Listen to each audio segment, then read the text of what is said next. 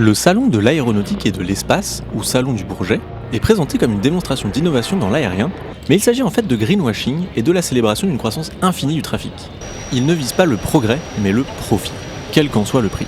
Aujourd'hui, en France, 4 millions de personnes sont exposées à un niveau de bruit aérien dépassant les valeurs guides de l'OMS. Et jusqu'à 3 années de vie en bonne santé sont perdues sous les couloirs aériens de Roissy. Le grave impact sanitaire du bruit aérien est désormais démontré et son coût social est exorbitant. Il a été estimé par l'ADEME à 6,1 milliards d'euros annuels pour la France. L'État ne peut cautionner une telle situation et doit agir pour préserver la santé de tous les riverains d'aéroports. Mais le bruit n'est pas l'unique facteur de dégradation de la qualité de vie et de la santé des riverains d'aéroports. Chaque année, la pollution de l'air engendre plus de 250 000 décès prématurés et l'aviation y contribue de manière significative localement. Les particules ultra fines émises par les réacteurs d'avion sont encore beaucoup plus fines que celles émises par les moteurs diesel. Elles sont donc plus toxiques et pourtant, elles ne sont ni réglementées ni même mesurées. La pollution atmosphérique des aéroports reste ainsi la grande oubliée des politiques publiques sur la qualité de l'air. Comme si la liste n'était pas assez longue, les abords des aéroports sont également contaminés aux PFAS qui proviennent des mousses anti-incendie utilisées par le passé pour les exercices de lutte contre le feu sur les tarmacs. Il est grand temps que l'État agisse pour protéger les populations